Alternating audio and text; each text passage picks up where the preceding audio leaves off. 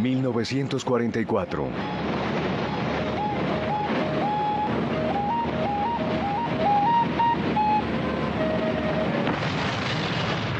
Los aliados desembarcan en Italia, que está ocupada por los alemanes.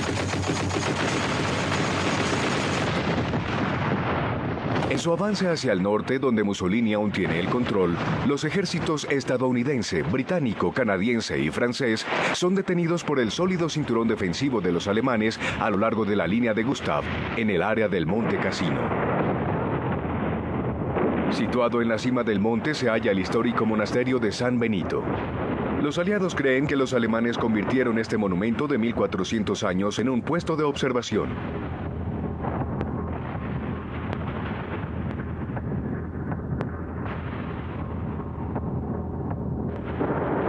Más de 200 bombarderos aliados lanzan más de 500 toneladas de bombas sobre el monasterio. En la Segunda Guerra Mundial nada es sagrado. Todo se convierte en un infierno. Apocalipsis. La Segunda Guerra Mundial.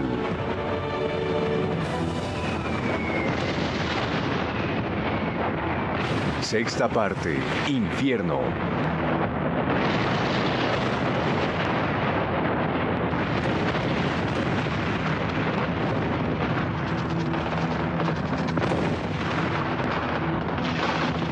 De marzo de 1944.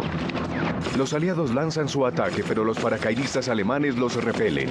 Las tropas de asalto alemanas están firmemente atrincheradas en el devastado monasterio.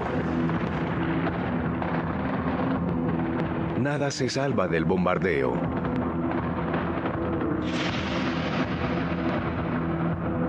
Estas escenas fueron filmadas por el director estadounidense John Huston, que fue enviado a este frente en Italia. Después diría, fue una matanza en el frío congelante.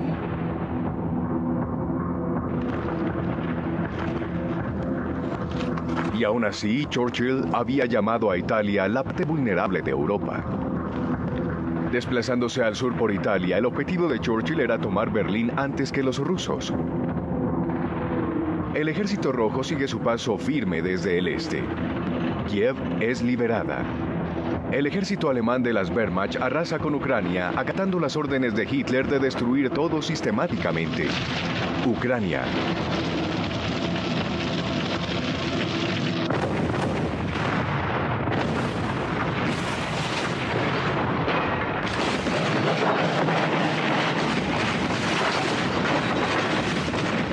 En Italia, varios meses después, las Wehrmacht todavía conservan la línea Gustav y el Monte Cassino.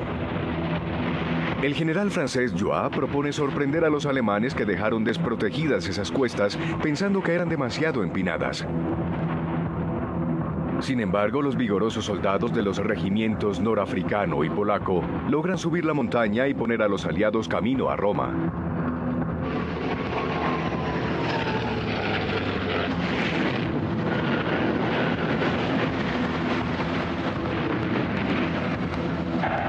Roma, 5 de junio de 1944.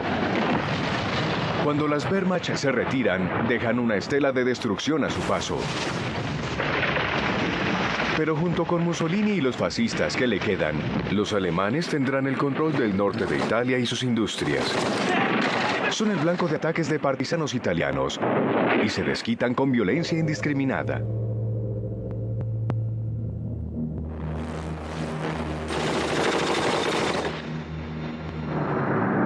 Gran Bretaña, 5 de junio de 1944. Al mismo tiempo, al sur de Inglaterra, la máquina de guerra aliada congregada para los desembarcos en Normandía se prepara. En la tarde del 5 de junio, los paracaidistas están listos para partir, ataviados con pintura de guerra y corte de cabello al estilo de los indios para hacerlos ver más valientes. El comandante supremo de las fuerzas aliadas, el general Eisenhower, viene a decirles, están a punto de embarcarse en la Gran Cruzada.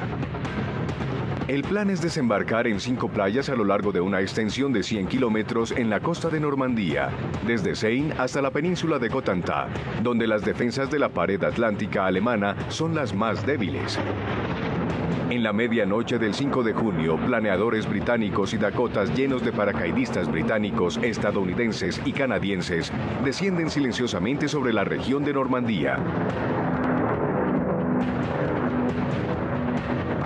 Los paracaidistas son los primeros en poner un pie sobre la Francia ocupada. Su misión, asegurar los flancos de la zona de desembarco.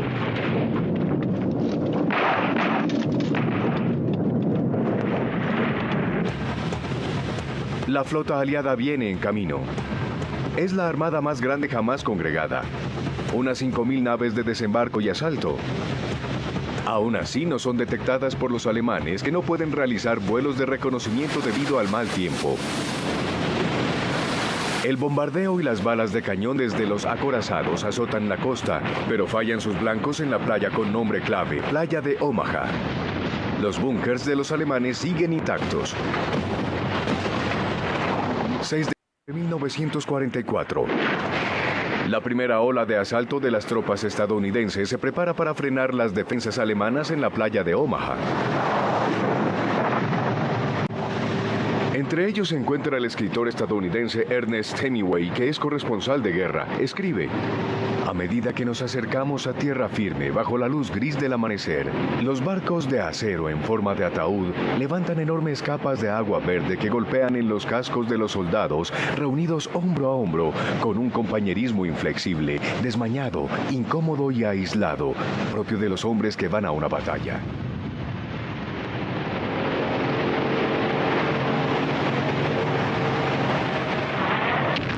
Omaha, Saint Laurent, Mar del Sur.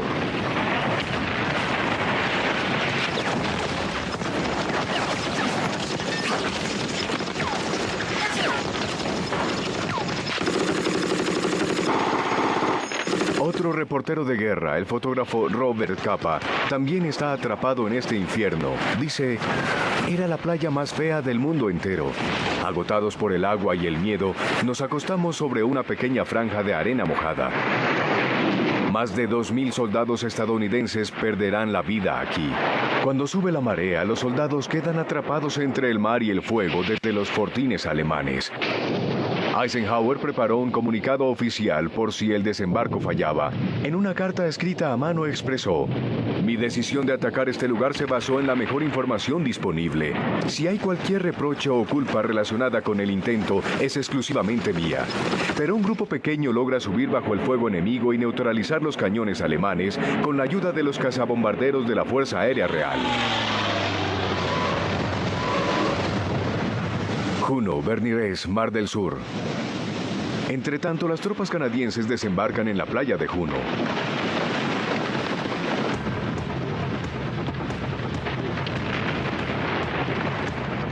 Hay muy poca resistencia, solo unos disparos que no impiden que los británicos lleguen a la próxima playa.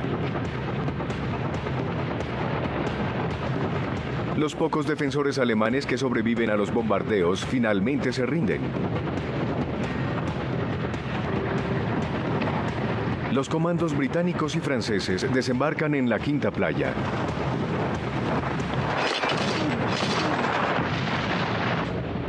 Los aliados planean desembarcar 326.000 hombres. En apenas una semana, un promedio diario de 10.000 hombres, 3.200 vehículos y 15.000 toneladas de provisiones son transportados. Para lograr esto se necesita un puerto. Pero los aliados decidieron apartarse de los puertos grandes que estaban muy bien defendidos y desembarcar en las playas de Normandía. En su lugar trajeron sus puertos consigo, gigantescos equipos de construcción llamados mulberries. 146 artesones de concreto de 61 metros de largo y un peso de 6.000 toneladas fueron instalados para crear rompeolas y muelles, donde las naves de libertad, como las llamaban, podrían descargar. Los astilleros estadounidenses enviaban uno de estos barcos todos los días. En menos de 3 años, la industria de guerra convirtió a los Estados Unidos en una superpotencia. El país movilizó más de 11 millones de hombres. Sus ejércitos arriban a Francia, Italia, norte de África y Asia. El poder de los Estados Unidos es tal que apenas unos días después de los desembarcos de Normandía en Europa, puede congregar una segunda flota al otro lado del mundo en el Pacífico para atacar las Islas Marianas que están bajo el control japonés. Después de tomarse la isla de Tarawa el año anterior, los estadounidenses ahora quieren usar la isla de Saipán como una base para bombarderos despegando de Japón. unos 127.500 soldados, 2/3 partes de ellos marines preparados para el combate, 15 portaaviones y 900 aviones aplastarán la Fuerza Aérea Japonesa en una batalla aérea que será conocida como la Gran Cacería de Pavos de las Marianas.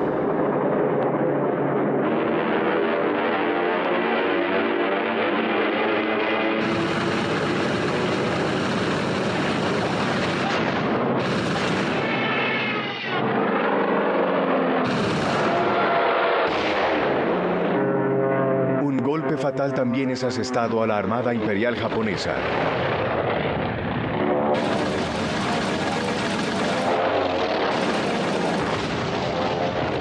Después del cual, las defensas de Japón en Saipán son abatidas. Saipán.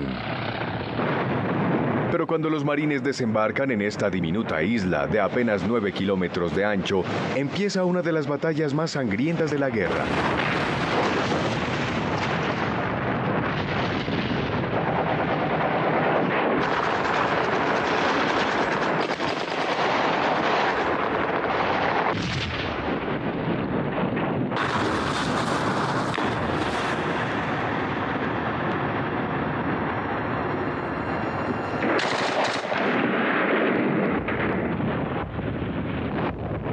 Más de 15.000 estadounidenses y al menos 27.000 japoneses morirán o resultarán heridos. Un mes y medio después del día D, la lucha todavía es feroz. Los aliados avanzan, pero Eisenhower está preocupado. Hitler está decidido a contener los aliados en Normandía para proteger las rampas de lanzamiento de su arma de terror, el V-1, el cual dispara hacia Londres desde el norte de Francia. Es el primer proyectil crucero usado en la historia.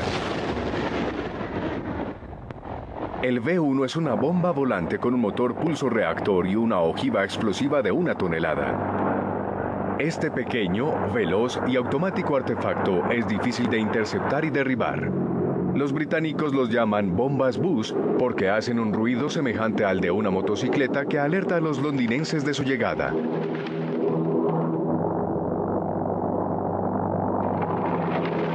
Cuando el V-1 llega a la capital, su combustible se agota y su motor se muere. Los londinenses nunca saben dónde caerá.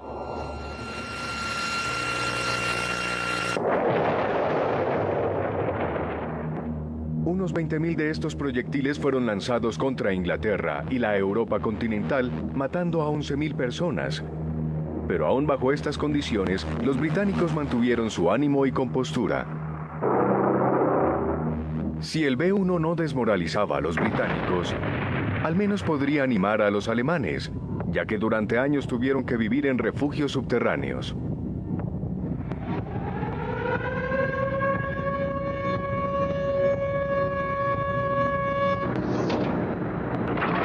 Bombarderos estadounidenses de día y bombarderos británicos de noche demolieron las ciudades alemanas bajo una lluvia de bombas. Los aviones estadounidenses arrojaron 1.4 millones de toneladas de bombas. El ataque de los aliados causó unos 600.000 muertos, 7 millones quedaron sin hogar. Ese es el resultado de la estratégica campaña de bombardeo cuyo propósito era destruir el potencial industrial y humano detrás del esfuerzo en época de guerra por parte de Alemania. La Cueva del Lobo, Prusia Oriental. En el cuartel general del Führer, la Cueva del Lobo, bajo las sonrisas obligatorias, muchos de los oficiales de Hitler están en graves problemas, sobre todo los de la vieja aristocracia militar prusiana.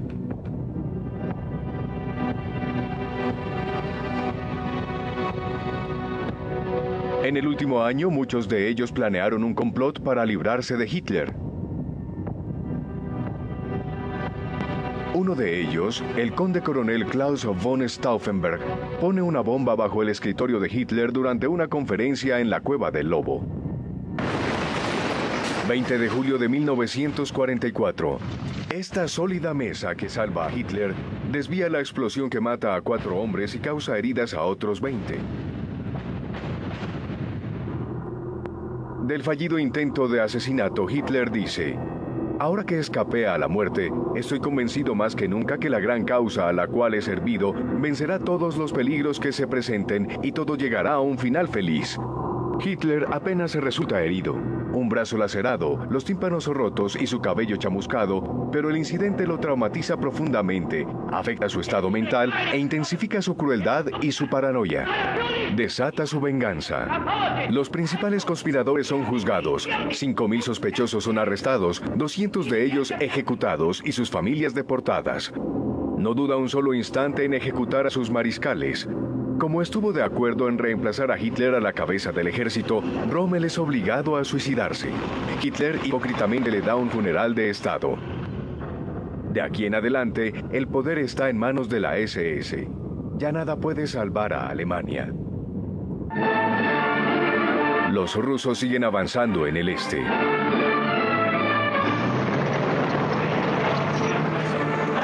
La Gran Guerra Patriota, como la llaman, tomó un nuevo giro para ellos. El Ejército Rojo de repente puede atacar con una fuerza que asombra a todos los bandos, una provisión interminable de hombres, incluso después de las batallas sumamente costosas de Moscú y Stalingrado. La ofensiva en Bielorrusia en el verano de 1944 es una de las batallas más grandes de la Segunda Guerra Mundial. El frente oriental tiene 1000 kilómetros de ancho, pero los rusos logran avanzar cientos de kilómetros en 2 meses, destruyendo 17 divisiones del ejército alemán.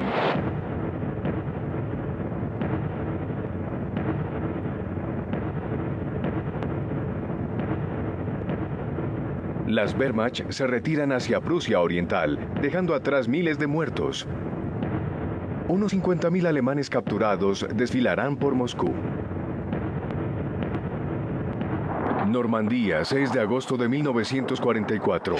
En el oeste los aliados toman el control. Para las Wehrmacht, la situación empeora. 50.000 soldados alemanes son hechos prisioneros en el foco de Falaise, o como los alemanes lo llaman, Stalingrado en Normandía. Es una victoria necesaria para los aliados. Los aliados se afianzan aún más con un nuevo desembarco en Provenza, Saint-Tropez, 15 de agosto de 1944.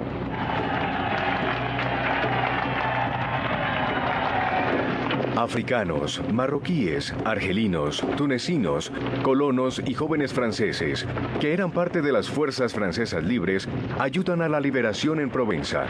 Solo les toma 2 semanas liberar toda la costa hasta Marsella. Marsella.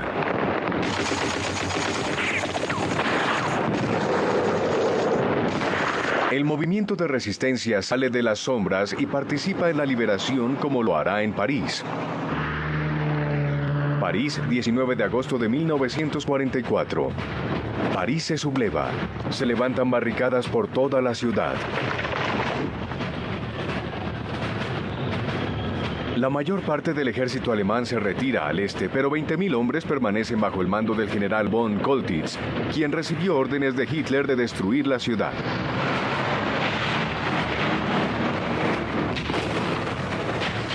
Se desencadenan luchas violentas.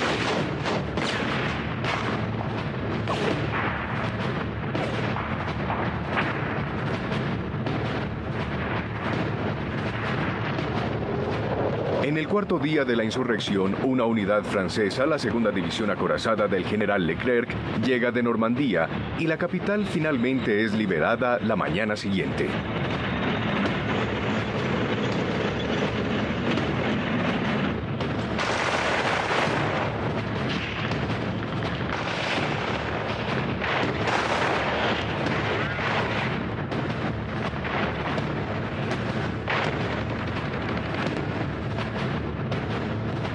Los alemanes se rinden y el general von Coltitz es llevado al cuartel general de Leclerc en la estación de tren del Monte Parnaso. Hitler acaba de hacer su famosa pregunta: ¿Brennt París? ¿Arde París? Coltitz prefirió entregarse.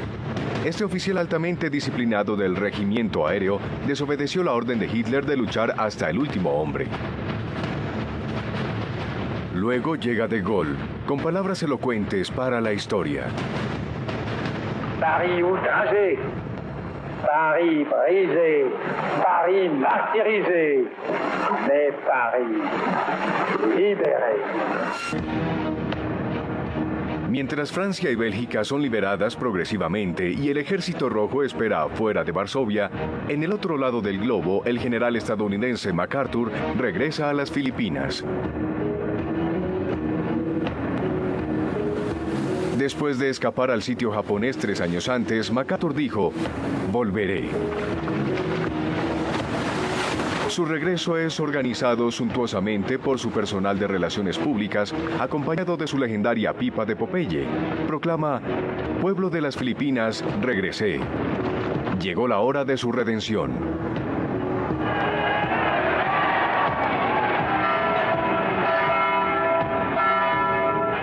Pero tomará 4 meses liberar a las Filipinas. Manila, la capital, será la segunda ciudad más devastada de la guerra después de Varsovia.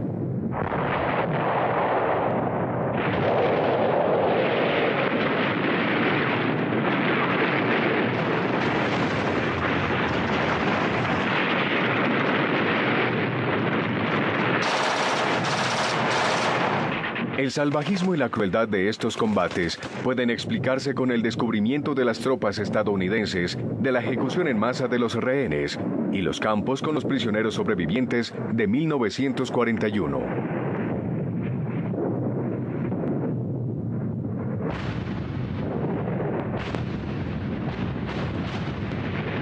Por todas partes en el Pacífico, la guerra es marcada por este tipo de salvajismo. Por todas partes, la misma confusión de marines atrapados en las playas de estas islas infernales. La misma obstinación suicida de los japoneses. Para ellos, rendirse es la mayor desgracia. Si son capturados, se suicidan con una granada. Como este piloto japonés que fue derribado en el mar de las Filipinas y a quien los estadounidenses intentaban rescatar. El piloto japonés retira el seguro de una granada con sus dientes. Se suicida.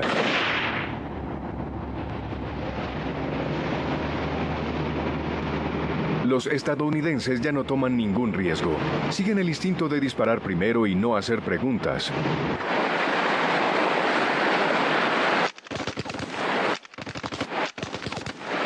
El odio del hombre es liberado en la guerra.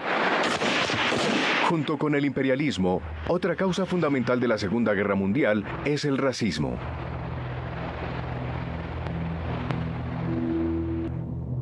...1945... El racismo dio origen a Auschwitz, la fábrica de muerte desmantelada por la ofensiva rusa en enero de 1945. Odiar a los judíos, exterminarlos, era, como lo escribió Hitler en Mein Kampf, su misión. Envió 1 millón de judíos a morir en las cámaras de gas de Auschwitz. 6 millones murieron de hambre, torturados, ejecutados a bala y quemados en los crematorios en Majdanek, Sobibor y Treblinka.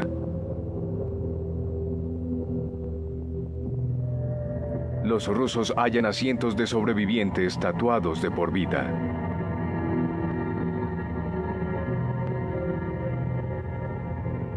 También interceptan los trenes llenos de deportados.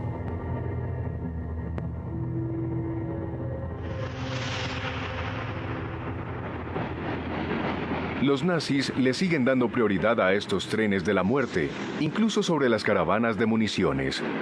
Hacen sus viajes a los casi 100 campos de concentración que todavía operan a comienzos de 1945. Millones de judíos, activistas políticos, opositores, cristianos, homosexuales, gitanos, fueron llevados a estos campos, y 5 millones de ellos murieron de hambre, abuso y agotamiento, como los esclavos en el túnel Dora, la fábrica subterránea donde los nazis ensamblan otra arma secreta, el V-2, el primer proyectil balístico. con una ojiva explosiva de 1 tonelada que tiene un alcance de 300 kilómetros. Desde la costa alemana, 1.500 de ellos son lanzados contra Londres y 2.000 contra Bélgica, aumentando la devastación y los civiles muertos.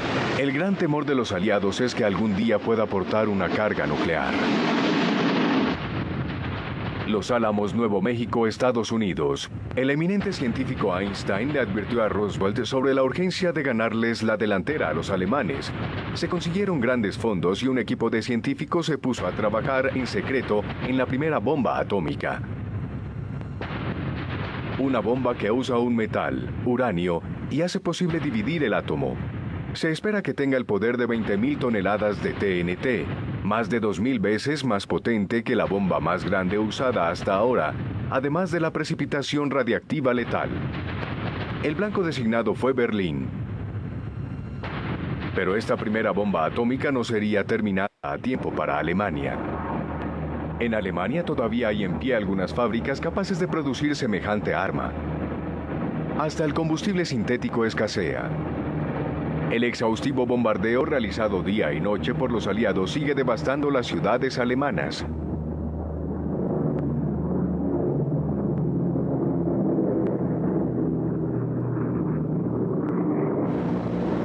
Los bombarderos aliados destruirán Dresden, un importante centro de comunicaciones para los ejércitos alemanes en el frente oriental y una de las ciudades más industrializadas en el Reich.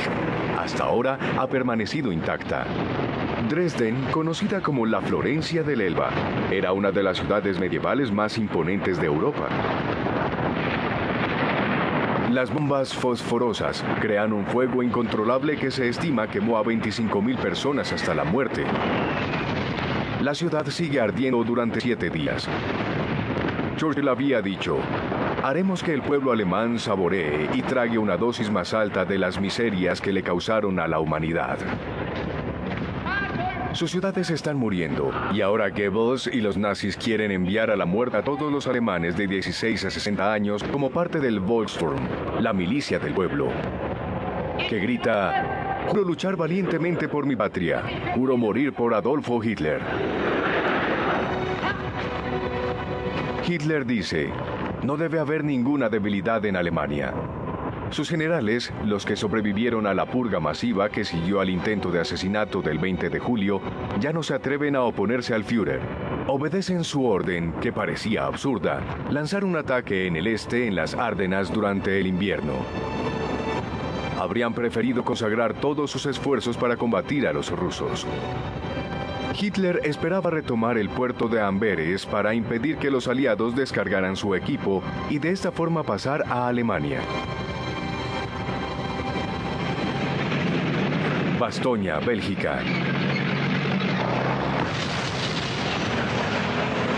Pero la ofensiva alemana en las Ardenas falló, debido a la fuerte oposición ofrecida por los paracaidistas estadounidenses en Bastoña, a la intervención de los tanques del general Patton y al poder aplastante de las fuerzas aéreas aliadas.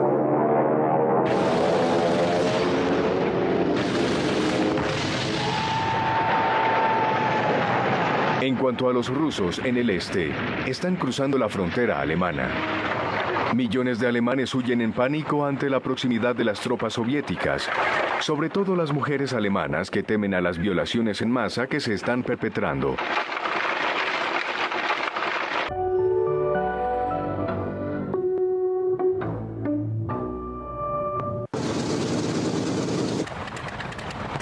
No hay desacuerdo entre los aliados occidentales y los rusos. Es más, en la mente de Churchill, el problema con Alemania prácticamente terminó.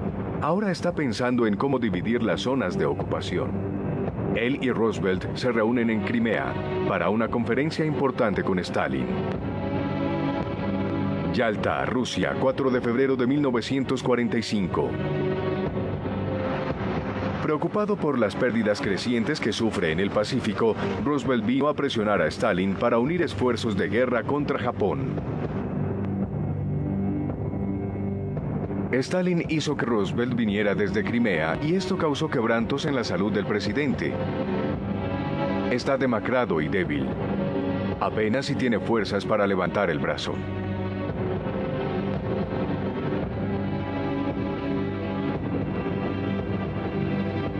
Roosevelt fuma cigarro tras cigarro. Está muy frágil. Morirá unas semanas después. Su mayor prioridad es Japón. Al mismo tiempo, no tiene la fuerza para oponerse a Stalin, que lo libera, pero también ocupa los estados bálticos, Rumania, Bulgaria, Hungría, Polonia, Silesia y Prusia. Y no hay forma de hacerlo salir. El único que intenta negociar es Churchill.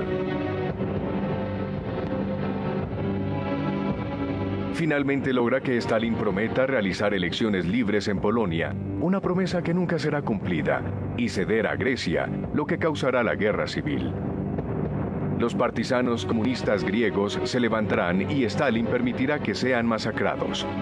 Uno de los objetivos de esta conferencia es la financiación de la Organización de las Naciones Unidas, que pronto será emplazada en San Francisco. La misión de la ONU será buscar un arreglo pacífico para todas las disputas y proteger los derechos humanos. Esta fotografía anuncia el comienzo de la Guerra Fría. La guerra en el Pacífico continúa. Los marines izan la bandera estadounidense en el monte Suribachi, el volcán que domina la isla de Iwo Jima. Iwo Jima, 23 de febrero de 1945.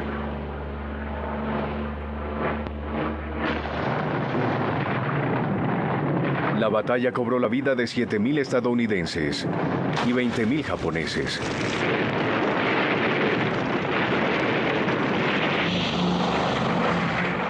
Entonces es posible que el Boeing B-29, la superfortaleza aérea, despegue de Iwo Jima y otras islas del Pacífico para llegar a Japón.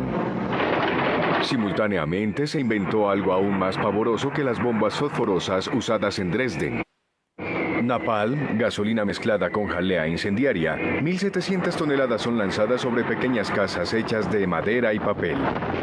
Tokio, 9 de marzo de 1945.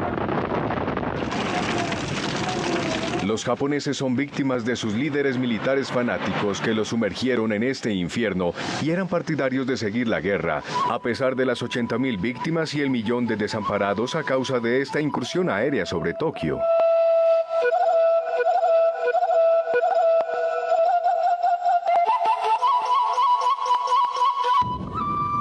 Berchtesgaden, 1938. 7 años antes, Hitler estaba en su chalet en los Alpes bávaros junto con su perro Blondie, del cual parecía estar más apegado que de cualquier ser humano. Predijo: la próxima guerra no terminará como la Primera Guerra Mundial. No habrá un 11 de noviembre, será la victoria o la aniquilación.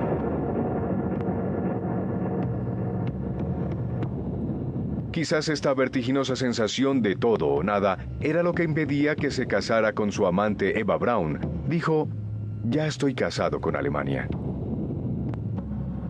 1945. Su Alemania está al borde del colapso. Las fuerzas soviéticas rodearon Berlín, pero Hitler se niega a admitir la derrota. Dice: será lo contrario a Stalingrado. Berlín, 17 de abril de 1945. Pero sus soldados restantes, agobiados por los lanzacohetes rusos, se rinden uno tras otro.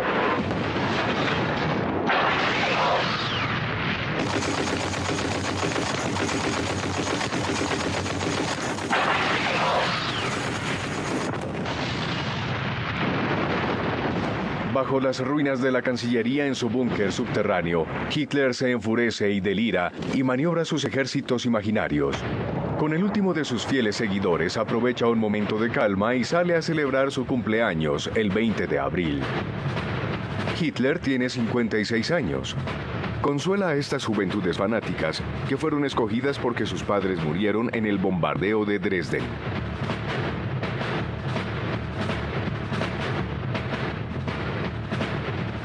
Mientras los estadounidenses avanzan hacia el oeste, capturan a miles de estos jóvenes hitlerianos enviados al frente a reemplazar a los soldados que murieron. Los estadounidenses apenas pueden creer lo que ven. Estos niños soldados no le temen a nada. Han soportado años de lavado de cerebro. El odio y el racismo fueron inculcados en ellos. Los hombres mayores en el Volksturm, que también son capturados, no tienen palabras para consolarlos.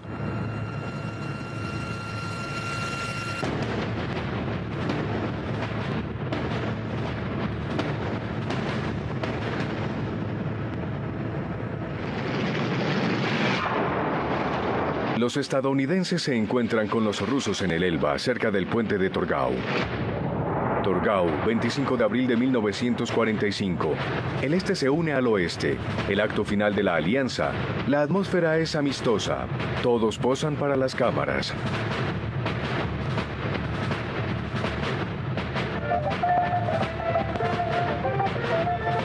El retrato de Stalin se exhibe extraordinariamente, pero Roosevelt está cubierto con ropajes de crepé negro. Murió el 12 de abril. Uno de los generales más renombrados de los Estados Unidos, George S. Patton, está furioso. Cree que los estadounidenses debieron entrar a Berlín antes que los rusos. Patton, el hombre con las pistolas en el cinturón, llevó sus tanques a través de África, de Normandía y de las Ardenas.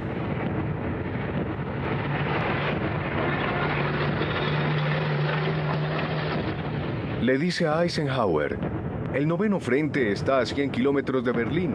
No ir hasta allá sería un error histórico con consecuencias demasiado funestas. Eisenhower no dice nada. Lo único que le importa es eliminar a Hitler y a los nazis. Unos días antes, Patton lo llamó urgentemente. Quería que presenciara los horrores del campo de concentración en Buchenwald.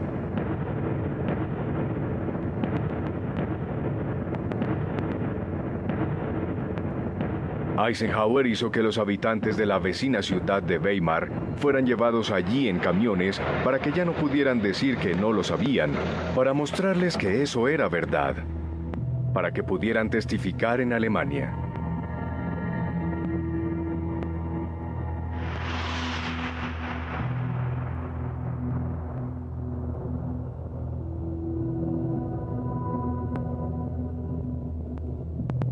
Para decir que habían visto los tatuajes recogidos de los cadáveres de los deportados, las pantallas hechas de piel humana y los pisapapeles de cabezas reducidas.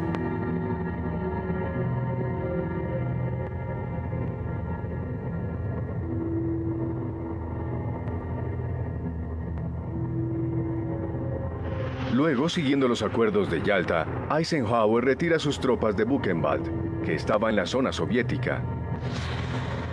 De inmediato, Stalin pone a funcionar de nuevo el campo. Se volverá la parte de su sistema carcelario, donde las personas sospechosas de hostilidad contra su régimen serán encarceladas.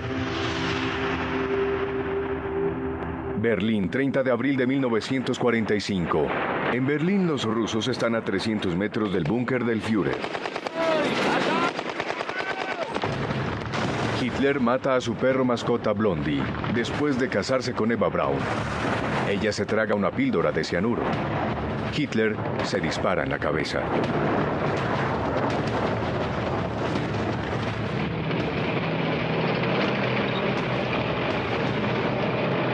Goebbels y su esposa se suicidan, y la SS intenta quemar sus cuerpos. Antes de eso, Magda Goebbels envenena a sus 6 hijos. Joseph y Magda Goebbels. En su última carta ella escribió: que podamos acabar con nuestras vidas junto con el Führer es una bendición que nunca nos atrevimos a esperar. Los soviéticos izan su bandera roja sobre el Reichstag. Los principales líderes nazis serán capturados, al igual que Goering, uno de los cómplices más diabólicos de Hitler.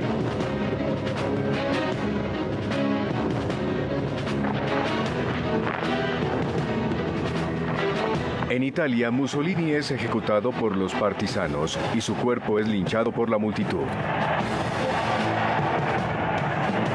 Por todas partes en Europa se desata una ola de venganza contra aquellos que de una u otra manera colaboraron con los demonios. En Berlín, Anna Pavlovna dirige el tráfico en la entrada a Brandenburgo.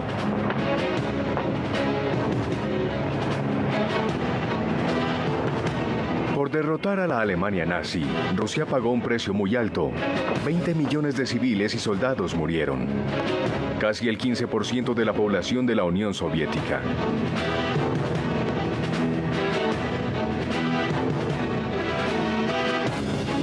El general soviético Georgy Zhukov se filmó en las ruinas de la gran Cancillería del Reich. El el símbolo de los delirios de grandeza de Hitler.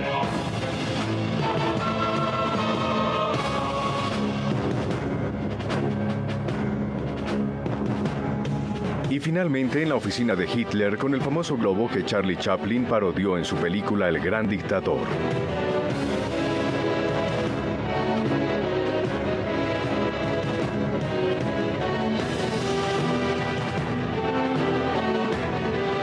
Hitler había ordenado a la SS que quemaran su cuerpo. Los soviéticos desecharían los huesos para prevenir cualquier tipo de culto como héroe. 8 de mayo de 1945. El comandante de las Wehrmacht, el mariscal Kittel, firma la rendición incondicional de la Alemania nazi frente al general Zhukov, su enemigo mortal, y los oficiales aliados. El mariscal aéreo británico Tidder, el general estadounidense Spaatz y el general francés Delarge de Tassigny. Kittel será juzgado después en los juicios internacionales de Nuremberg.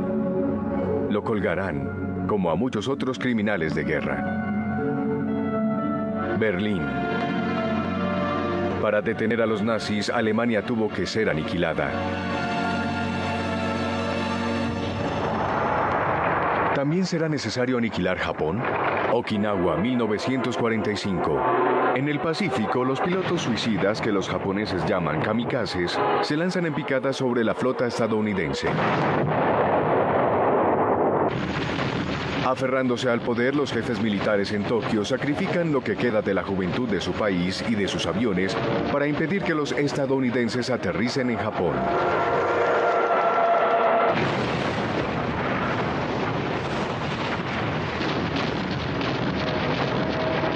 Al final, los Estados Unidos se deciden por una invasión a Japón, lo que se cree costará al país 1 millón de vidas. Hiroshima, 6 de agosto de 1945. En su lugar detona el infierno atómico. Las primeras 2 bombas nucleares lanzadas matan en un segundo más de 100.000 personas y finalmente permiten que el emperador Hirohito busque la paz sin desprestigio. La bomba atómica tuvo que ser lanzada antes de que estos soldados y oficiales japoneses consintieran realizar este acto, que es completamente contrario al Bushido, su código de honor. Algunos soldados japoneses se van a la selva. Otros nunca se enteran de la derrota de su país. El último de estos saldrá de su escondite en 1975. 2 de septiembre de 1945. En la bahía de Tokio, a bordo del USS Missouri, los representantes de las naciones aliadas de China, Gran Bretaña, Rusia y Francia están llenos de emoción. Tienen el privilegio de asistir a la firma de la rendición japonesa, que marca el final de la Segunda Guerra Mundial. El general MacArthur representa a los vencedores.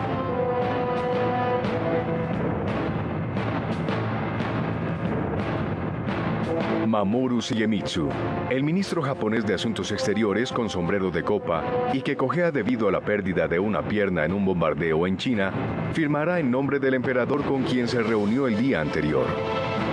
El emperador le dijo: debemos hacer de este día de duelo el primer día del nacimiento de un nuevo Japón. De esa manera podemos ir a la ceremonia con nuestras cabezas en alto.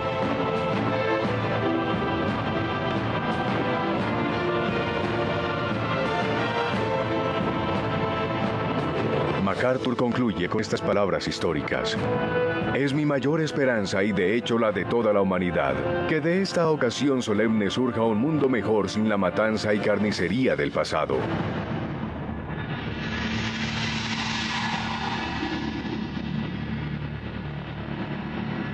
Hiroshima. Esta guerra cobró la vida de unos 50 millones de personas, la mayoría civiles inocentes, en una erupción de violencia pura. Nagasaki. Miles de víctimas sufrieron durante muchos años después de las espantosas consecuencias de la radiación nuclear. O de la pérdida terrible de padres o hijos exterminados en los campos nazis. Esta serie está dedicada a las víctimas de todas las formas de totalitarismo. Permítannos agradecer a los camarógrafos, los héroes desarmados que captaron estos combates para la posteridad.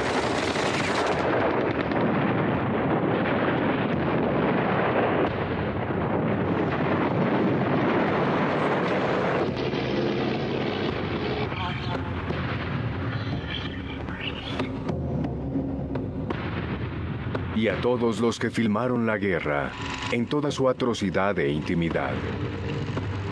Ellos nos presentaron a Rose, quien en el último día del apocalipsis escribió: el fin